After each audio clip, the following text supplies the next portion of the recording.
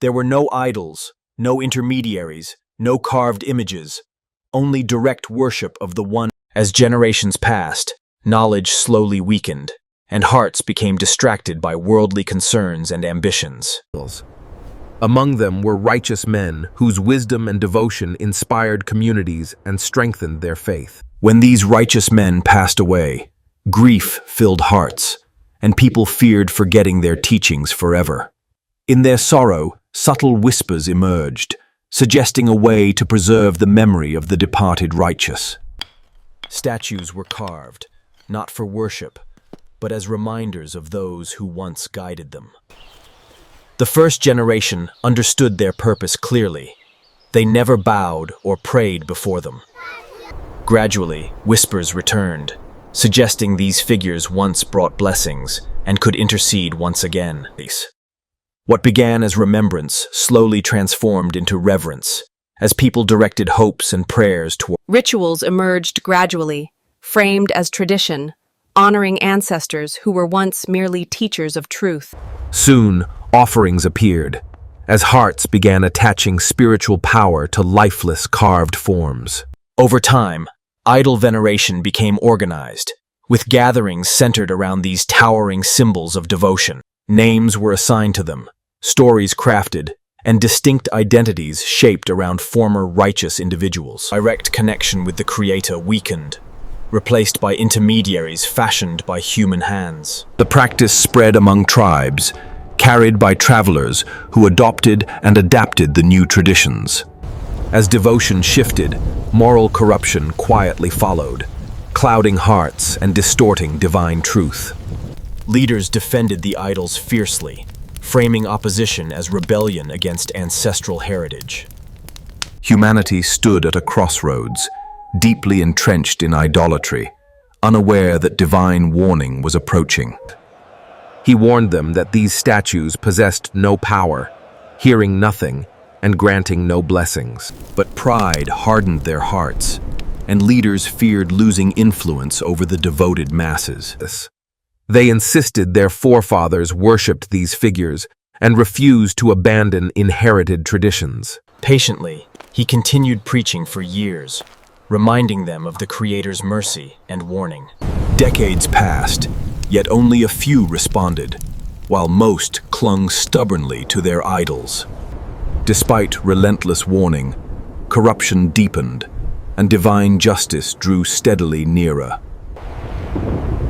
The stage was set for a turning point that would forever reshape human history.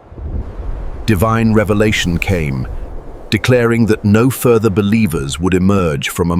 He was commanded to build an ark, a task that seemed impossible upon dry land. His people mocked him, laughing at the idea of a ship rising beneath cloudless skies. Yet he persevered, supported by the few believers who trusted in divine command. Rain poured relentlessly, and the earth itself released water from beneath its surface. The floodwaters surged, overwhelming idols and homes alike, exposing the helplessness of false deities. The ark carried the faithful safely, while disbelief was swept away by unstoppable currents. When the waters receded, humanity was given a new beginning, free from the idols of old. They carried the lesson of the flood. Worship belongs solely to Allah, without partners or intermediaries.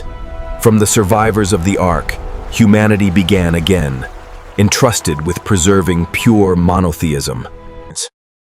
Yet history shows that over generations, vigilance weakens and memory slowly fades again. Stories of Noah were shared, reminding people how idolatry began subtly and deceptively.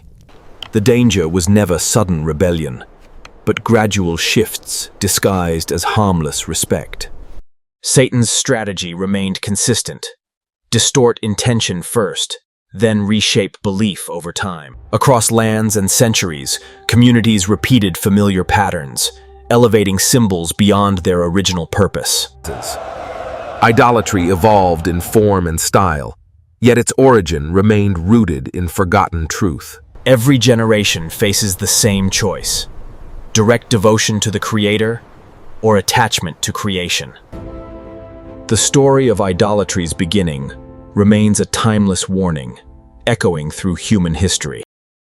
Idolatry did not begin with denial of God, but with misplaced reverence and gradual deviation. History proved that deviation grows quietly until its consequences reshape entire civilizations. The lesson endures beyond ancient times, speaking directly to every reflective heart.